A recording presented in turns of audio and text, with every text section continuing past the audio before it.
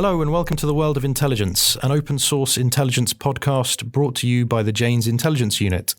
For more information on how we can help with OSINT training and development, go to janes.com/OSINT training. Okay, I'm with Ben Strick today from BBC Africa Eye, and we're going to be talking about some of his recent investigations, open source intelligence work that he's been doing. And I'll be talking a little bit also about some of the developments we've seen at Janes over the past month. One of the things I think that we've seen over the past few months is an increasing emphasis in a way on the intelligence part of open source intelligence. So we've been getting more interest from our customers, I would suggest, on how to do more with the information rather than actually trying to focus on collecting the information, which is an interesting development because I think in the past, open source intelligence has always been seen as just about going out and gathering all of the information, and not enough attention has been paid to actually what can be done with it. So, especially within the defense and security realm, open source intelligence has always been its own siloed discipline where it's just about information collection. It's usually done by an information team that then passes it on to somebody else to analyze. And it's not really seen as something that you use to write up full-on intelligence reports. Whereas our perspective at Janes is obviously different. We spend a lot of time analysing the information, working out what it means, and actually drawing conclusions from it. And I think we're seeing now more of an emphasis on some of those skills, some of the critical thinking and analysis skills that help you produce intelligence.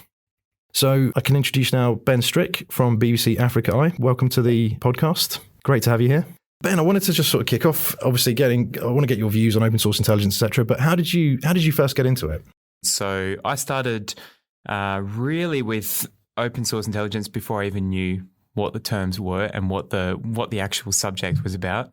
Funnily enough, in law school, when I did a lot of internships, as a law graduate and law student, they often get you to look through client things. So they don't get you to do the legal work per se, but they get you to do the groundwork. And they think, okay, here's a young person. They're obviously literable in Twitter, in Facebook, and Google and things like that. So they get you to do client background. So if a client comes in, say a company or a slip and fall case or child sex offender, for instance, and they talk about their details, you just do a quick overview, build up a profile of what they're like on Facebook, what their interactions are like, anything that's in the public domain that you can just give to the law firm to say, okay, here's an understanding of what they do. I obviously didn't stick in law for too long and I joined the military. And I was actually a foot soldier in the military, part reservist, part full-time. So spent a lot of time in the jungles in Malaysia, doing a lot of interesting urban operations and jungle warfare training campaigns with the Malaysian military. And I think a lot of that is also using a different aspect of intelligence because you would often get in a campaign, for instance, you would get an intelligence briefing. We have an enemy here. These are their repeated, footprints. These are their patrol routes. And this is all through, you could probably say open source because someone has gone up, an intelligence monitor, for instance, has monitored and taken, repeated footsteps of patrol routes, the type of weapons that they use, the uniforms that they're wearing, what their capacity is. So if you mix those two together, you've got civilian from the law atmosphere, you've got military from the enemy and combat atmosphere. Fusing those two together is what I took to Twitter.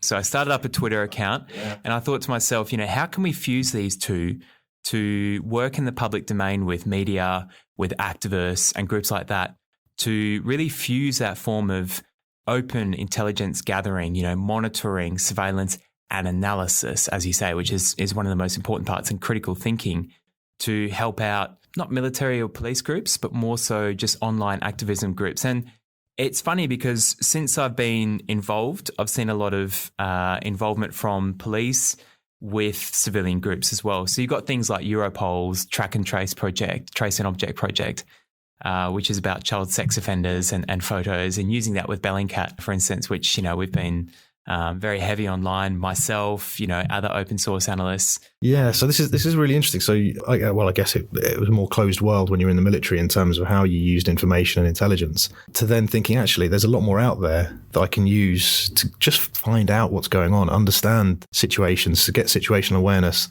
and pass it on to another audience, essentially.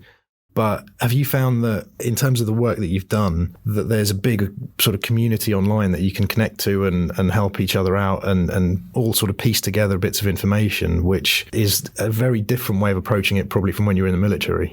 And how's that sort of transition contrast really between the two? Yeah, I mean, and as you said before, there's the idea of siloing information, right, or siloing intelligence and just, keeping it within those brackets of not sharing it. Whereas I think open source work should be collaborative in nature, because you can't be a subject matter expert of everything. But if you fuse heads with different subject matter experts, whether one is a subject matter expert on Instagram, and Python scripts with Instagram, one is a subject matter expert on incels and white supremacists, another one Islamic State and their use of Telegram, and you fuse all these together, I think you're so much stronger as a community rather than just siloing that information on your own. And it's that combination of expertise that's so critical, I think, especially now, because in the past, I think what we saw was that open source intelligence was really limited to just gathering general information without any sort of real specialisms to it.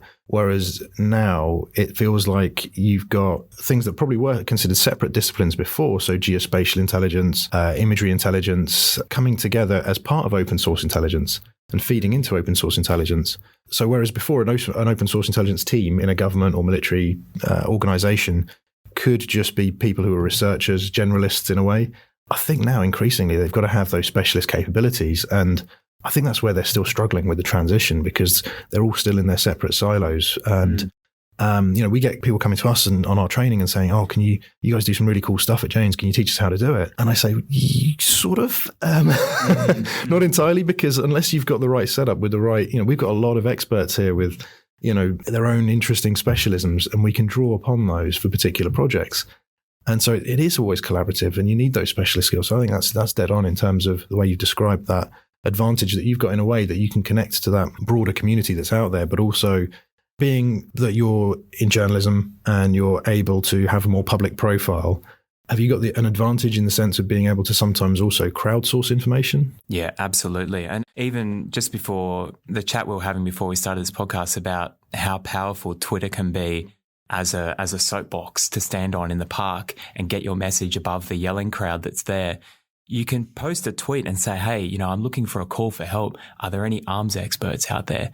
And because Twitter is almost like an organic intelligence community on its own, it's that hive mind that works together, and you get people, I'm not going to name any names, but people can step forward and their whole Twitter account is based on weapons in Yemen or weapons in the Middle East or North Africa weapons trading. And you've got like arms experts that just, trace weapons for a living on Twitter. You've got these real niche subject matter experts.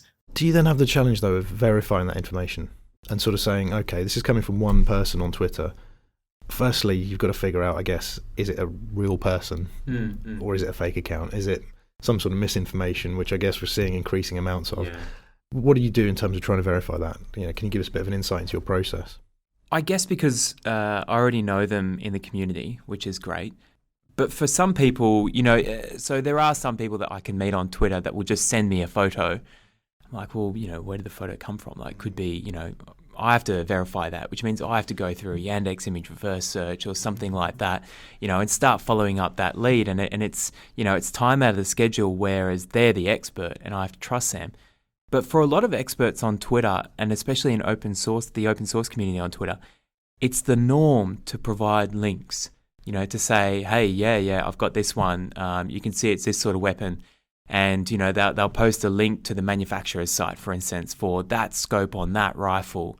And they'll post a link to the manufacturer's site. And you can see the points, and they say it matches because you have these two reticles here, you have this curve here, and you have this serial number on the side. You know what I mean? And it's a way that I could say to my dad, who knows nothing about rifles or scopes or anything like that, hey, here's a picture of this rifle that's from Afghanistan.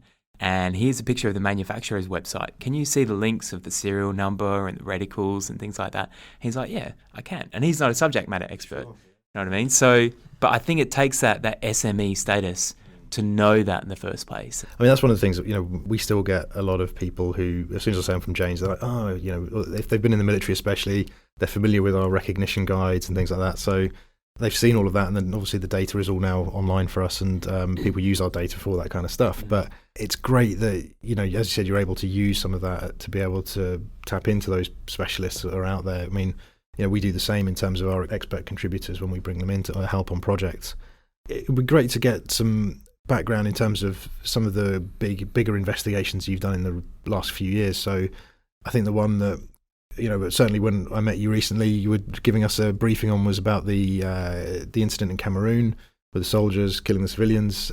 Do you want to just give us a bit of insight on that project and how it worked from sort of start to finish? Like, how did you get into looking into it, and then how did you progress it? Because it was a really interesting investigation. I think it's a great example of what you can do with open source information. Yeah, so that I'll give you the start of the investigation. So there was a video that went viral online in early July last year.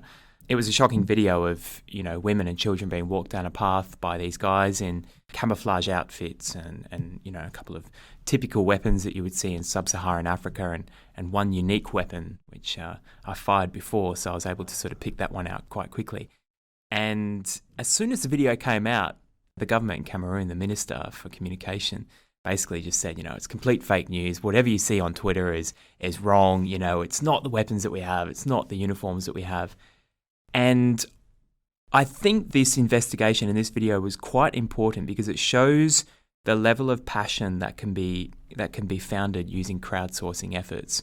And so there are a lot of people looking at this video in the open source community, and we all teamed together. None of us knew each other whatsoever. There's some people that use sock puppets because they want to keep their identity hidden. Sure, yeah. But we teamed together through Twitter DM. And we basically cracked the investigation. So we found the where, we found the when. The where using the mountain on Google's 3D view. So you tilt the map in Google Earth, you can see the mountains. So we matched the ridge line, the kink in the road. All of the trees matched to the satellite imagery. We're able to find the time using chronolocation methods, so narrowing down the satellite imagery, using a shadow calculation, turning one of the guys into a sundial.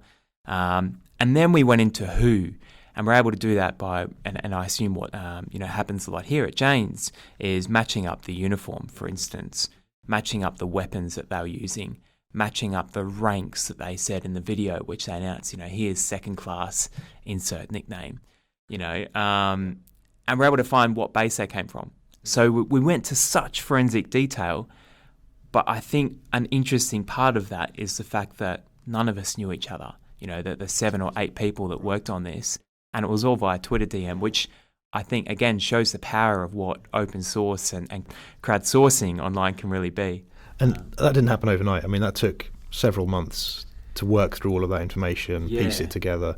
That was a very diligent sort of level of effort from everyone involved. Yeah, it took about 3 months in total for the investigation and for the BBC to take that and turn that into a video because we obviously had to explain our results, right?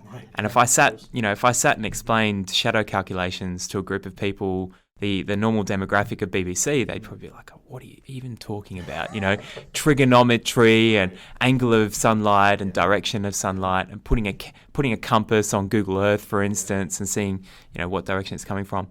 But I think that's an important part that happened in that 3-month process, that the BBC took that really complex forensic analysis, almost a military analysis, and really made it quite easy and understandable for the person with no experience in this. And that's such a big challenge. It's one of the things that's come up recently in the conversations I've been having with people, where they've said, increasingly, I think even within sort of government, military organisations, some of the clients that we work with, they're saying that, the old style written reports, briefings that they've used for, however long, they're not dynamic enough in this environment to get across a message to an audience. And they obviously are seeing some of the outputs now that you get on BBC and other outlets in open source, and the kind of things you can do with visualizations, videos, etc., helping communicate your findings in a more impactful way than just having somebody read through a long document. And I think we're now increasingly getting asked, okay, how do you communicate more effectively your findings from open source? Because,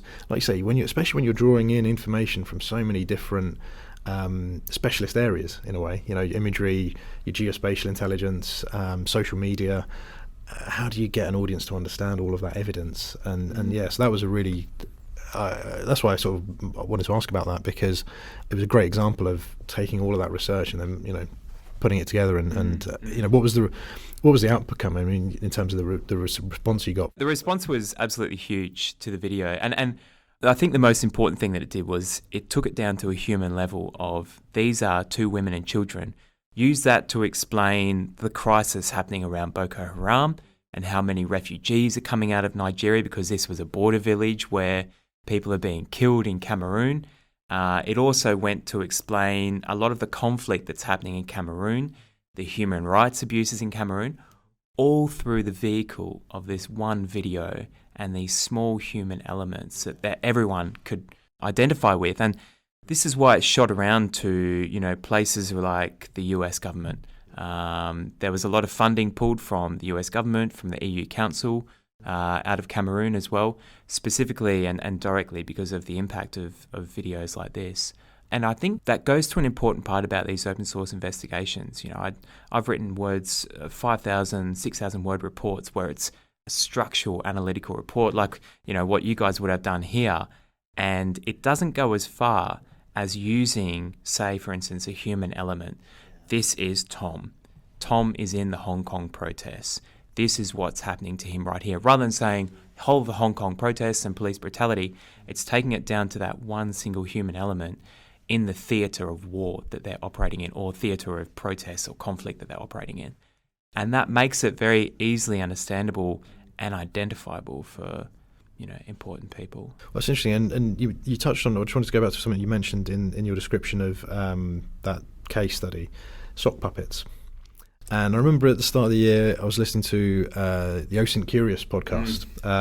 Those really, great bunch of people coming together to share ideas and thoughts on open source intelligence. And one of the things that they talked about was the necessity of having and maintaining sock puppet accounts to be able to do open source intelligence well. So for anyone who's not familiar with the term, what we're talking about is essentially fake accounts that you use on social media, which to varying degrees might look like real people, or you might set it up so that it looks like a genuine person. And I think with some of the changes that we've seen this year with some of the social media platforms, they've made it harder to access information without using that type of account. And for OSINT specialists and researchers, you kind of want to use those accounts in order to not sort of give away your research and investigation, I guess, in terms of, you don't want to use your own account to trip over somebody else's profile or look over it when you're doing that sort of research.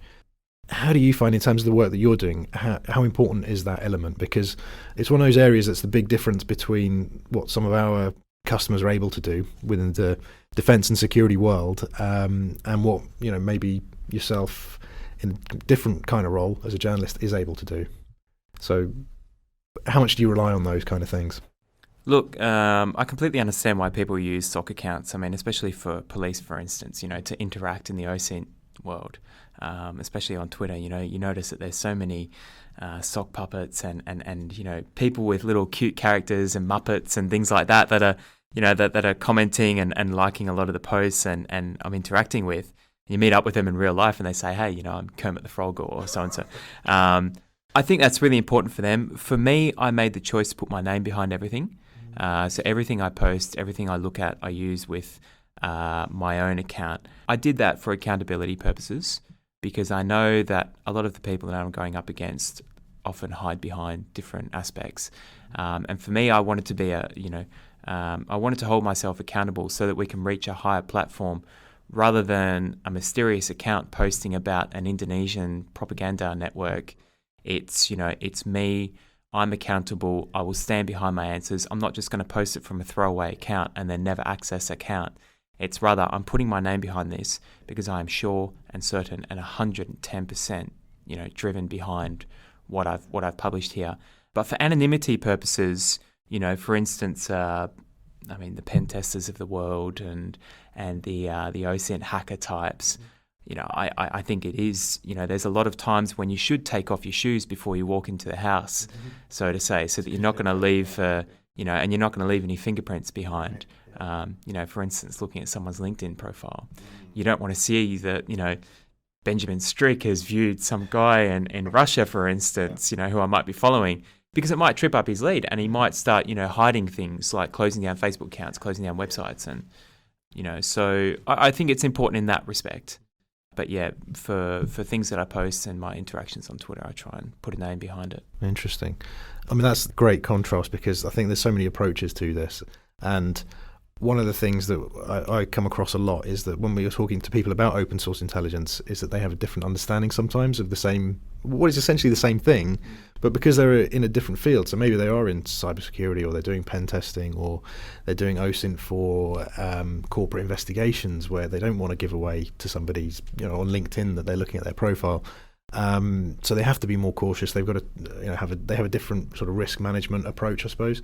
And it's because they're doing a different kind of OSINT, but because that label is applied to all of it, you sort of see a lot of advice and guidance out there, people saying, oh, this is how you should do OSINT, or this is something you need to do. This is how you set up your sock puppet accounts and all the rest of it.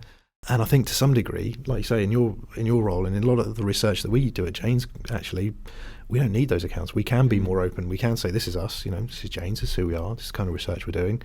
And actually, be more accountable in that sense. So yeah, it's really, really interesting to hear you say that. But yeah, I mean, you do hit on a really important aspect about privacy as well, which is, I'm a bit of a fan of Edward Snowden's recent book, for instance, and he says about privacy and about you're as soon as you sign up to a social media platform to interact with other people, you're not just interacting with people, you're providing so much data about yourself and your interactions, the time zone you're in, your transactions, what your preferences are, and things like that. And I think that's really important. But it's for privacy and OSINT, I think it's about protecting yourself and not, putting your family in danger, not putting your contacts in danger who might be in dangerous or difficult circumstances and areas.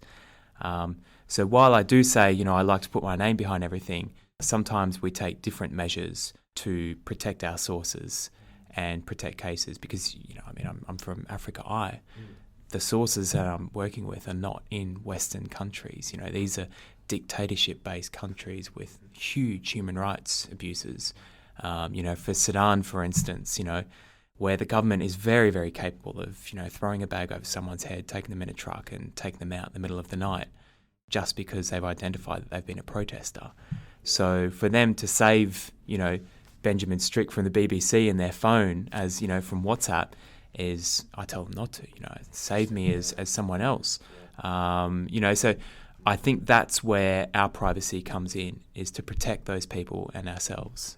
And it's so important. So you still have a sort of a quite structured risk management approach in terms of the advice you would give to, say, sources? Yeah, everything. When sources reach out to us through Facebook and Twitter, we accelerate at a very rapid knot to go to Signal. Right. Things like that. Yeah. Proton Mail, different Gmail accounts with Purple Monkey 24 names and things like that. I think that stuff is so important. Yeah, just for anyone who's listening, and if you're not aware of these applications, so Signal is a secure messaging application, similar in a sense to WhatsApp, but just more with a high level of encryption and better security features. Proton Mail, likewise, email that you can use, which is much more secure, encrypts your emails, etc. The Tor browser, very good for sort of maintaining some of your anonymity online and limiting what you give away to anybody who might be observing. So these are all tools I think that play a part in any kind of open source intelligence. But yeah, it's interesting to hear the difference in your approach. You mentioned just a minute ago about your investigation into Indonesian propaganda as well. I've been following this on Twitter because this has been really interesting. You've been posting some great threads on your investigation. And so I just wanted to maybe get you to talk through some of that and how it started and where you've got to with the investigation up to now. Yeah, the investigation was actually really interesting to do. So I'm not too familiar with what was happening in West Papua before I started looking at this. And I think that's something about case studies for open source people. You can attend a 5-day workshop, or you can attend 20 days of workshops and learn cool open source tools. But I think the best way to do it is to get passionate about one single issue and use the tools applicable to that investigation to find out. So I did that for West Papua, and I was doing some video verification, some satellite imagery, and I noticed while I was trawling through Twitter and Facebook and Instagram how many hashtags were being uploaded about it's not a small issue, but not a hugely international issue. And there were some really weird hashtags like West Papua genocide, and these were tourism adverts, like tourism-based videos or pro-Indonesian government content about how great the school education system is since, Indonesian government stepped in, using the hashtag West Papua genocide. So I scraped all these using a really cool tool that's a Python script called Twint, Twitter Intelligence.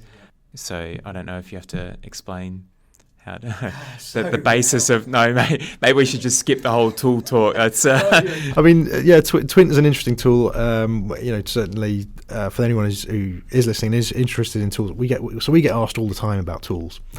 So just to sort of take a little bit of a diversion onto tools, one of the things that comes up every time in our training and more generally in inquiries is, right, what tools are you going to show us? What tools can we use? What tools are cool? What tools are cool? Exactly. Yeah. What are the new ones? What can we start using? And I always sort of say to people, right, take a step back. Let's think about your actual overall process. What's your workflow? What are you actually trying to achieve here? Because it's not just about the tools. They can be very helpful at times. At times they don't always work for the case that you're working on or whatever. And so we've always taken a very tools agnostic approach at Janes in terms of how we train people to do open source intelligence, and we try and teach them an overall method that you can then plug tools into where you need to. And that's sort of stood the test of time, really, because if you try and base your training around specific tools and they suddenly disappear, which we've seen more of this year as well, especially with some of the Facebook tools, graph search tools and things like that Facebook's cut off access to, and you can't become dependent on those, and you've got to have a way of working that is independent of the tools. And so it's always one of those things I get the question so many times, and I always say that, and people will say to us that we'll go through the training with them and then they'll say, right, when are we going to get onto the more advanced stuff? When are you going to show us the cool tools? It doesn't quite work like that, but we do keep an eye on them. We do try and sort of incorporate them where we can, because sometimes they do give you that little bit of a boost, don't they, to be able to grab more information or data than you could otherwise manually. So Twint is, as you mentioned, one that's come up fairly recently. It's been around for a while. It was made by Francesco Poldi, who is very, very contactable, if there's any updates you need or any edits made. Whenever I do workshops or whenever I teach, open source, I always like to say to people the best tool is Google. Because I literally typed into Google how to work with big data from Twitter, and I ended up on I think the second recommendation after an ad was the Nullbytes blog, which is just a random blog, and now I follow this person on Twitter, and it was just saying, how to work with big data on Twitter. Use a tool called Twint. Here's how you do it. And I think that's the most important thing about open source is you have a problem, just type something into Google, just like, hey, how do I do this? Hey, how do I do that? Yeah. And it takes it to you. And I've never used Twint before. But now I'm using it for everything. Because I've not used it myself, and it's such a simple command line tool. And I think the more familiarity you get with it, the more you realize how much power there is. So, for instance, I can have a look at the building that we're in right now, take the coordinates from Google Maps, plug them into Twint, and say I want to scrape every tweet that was uploaded in the past 2 years within 10 meters of this building, and then I can pull that into a CSV sheet. And then the cool thing is, and I did something similar using the hashtags of the West Papua case, and you can put them into a visualization because it's a comma-separated value sheet. So all you have to do is separate your columns. So you have a source and you have a target for your nodes and your edges, and you can map it out in something like Gephi or GraphX or anything like that. For anyone who's listening who's not familiar with those tools, those are really for social network analysis. So you mentioned nodes and edges. That's what you would use when you're conducting social network analysis to figure out who's involved in a particular issue or who's part of a network, and to what extent they're central to that network or on the edge of the network. And Gephi is a visualization tool. We've used that before in some of our research on social media. It's a very handy free tool that you can use to visualize your data.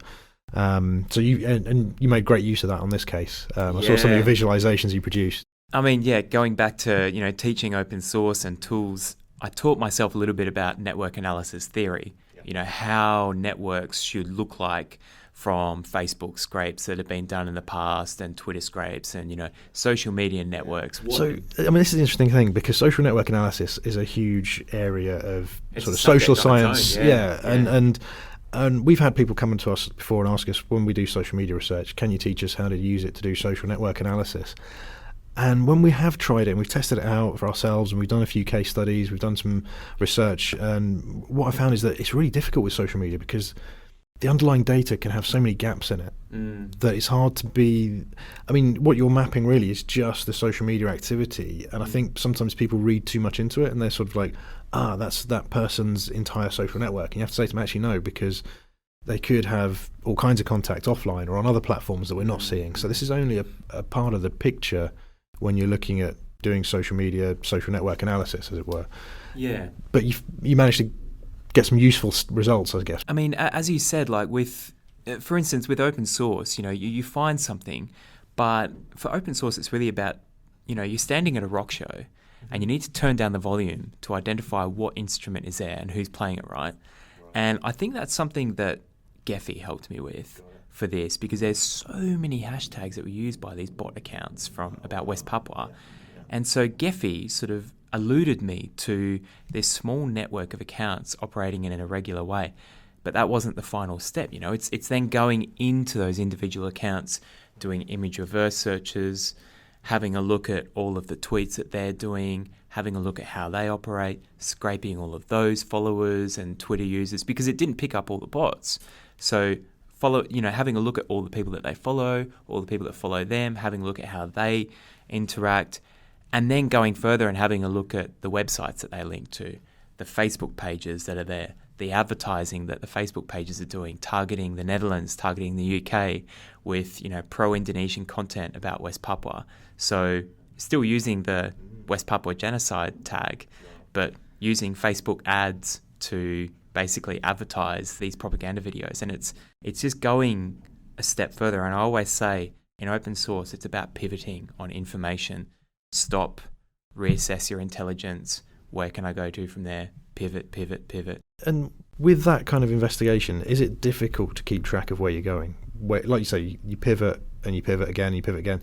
Is it easy to get lost? Yeah, absolutely. And I mean, this is something, so I teach arms tracing in 10-day boot camps, and people say, there's so many leads to follow, there's so many rabbit holes. But I think it's that constant self-assessment of saying, okay, let's prioritize, what's our most important lead? What leads do we have? What lead is possible to get more valid and prioritized information or intelligence? And what are we actually looking for at the end of the day? We might have, Russian government links, Chinese government links, or anything like that. But at the end of the day, we really want to focus on this individual because that's our likely, vehicle to tell the story. So, I could probably find 20 different bot networks about Indonesia, and they're being used in Indonesia at the moment, for the protests with students that are being shot. But we are identifying the West Papuan propaganda network because this is our vehicle to say there are propaganda networks operating in Indonesia. So in terms of that, just sort of contextualising that investigation, is that still an ongoing investigation, or are you still pursuing that in terms of tracking those hashtags and accounts that are involved in that kind of propaganda activity?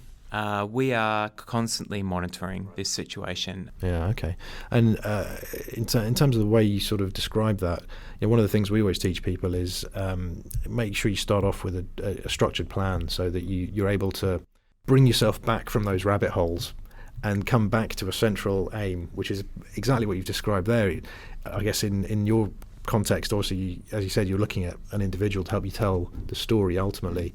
And for us, we always say to people, look, give yourself a question to answer. Don't just start off with a very generic topic, because that's how you're going to end up getting lost in the mass of open source information that's out there.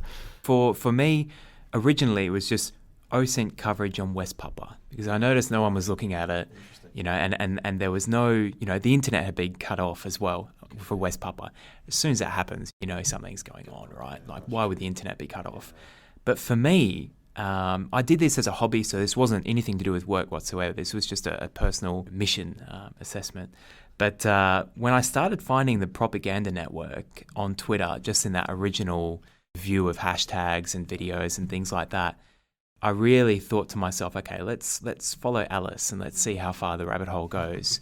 And that's sort of how I did that Twitter thread as well, is that, we've stumbled across another route in the rabbit hole, and we've just gone further and further down this rabbit hole. and it's going further as well. Like it's developing into a bigger case. Whereas I thought initially this is just something small. So that was the interesting thing about it, and I think that's the nature of OSINT, and that's what I try and teach people all the time. Lesson 1: curiosity. Find out how far the rabbit hole goes. Curiosity, biggest quality, I would say, of an OSINT analyst. That's fantastic. That's been really interesting chatting, Ben. I think we're probably up against time, so I'll draw things to a close. But thanks for coming in again and chatting to us, because that was superb to get some of your takes on how you've conducted some of your OSINT investigations. Just as a last sort of note before we end, any thoughts on where you see open source intelligence generally going next? Given we've seen some difficulties in accessing some of the social media platforms this year, and have you found any big challenges in trying to get into certain types of information? Do you want the truth or do you want a nice answer? No. Nice answer would be, open source future is great. The truth is that I think we're moving away from tools. There are more lockouts happening. Facebook Graph died recently, and that there's more tools that are being cut out. Governments are able to apply to YouTube to say, hey, let's cut this video out. They're able to limit satellite coverage, for instance, to apply for an injunction. I think tools are almost becoming, in the future, at the rate we're going, I think tools are becoming quite irrelevant. I think we're moving towards a more imagery analysis, detecting deepfakes, detecting, where images have been distorted, manipulated, and using that real forensic analysis of just anything we can get our hands on. I think that's the direction that open source is going. But again, I like the tools. They help get more information. And so I'd like to keep that. Definitely. I mean, that chimes a lot with what we've been seeing. We've been talking recently, since the start of this year, about, are we coming to the end of a golden age of open source intelligence? We had the last 10 years where we've seen the rise of social media, availability of other types of information increasing, and it's now starting to just sort of tail off a bit. And so it really chimes, I think, with what we're also seeing. So that's quite an interesting addition to that perspective. So thanks Ben. Thanks for joining us for the podcast, and we'll no doubt stay in touch and keep watching as your investigations progress on Twitter. Thank you for having me here. No worries. Thanks very much. Please leave a rating on Apple Podcasts or on your preferred podcast listening platform. And for more information on how we can help with OSINT training and development, go to janes.com/OSINT training.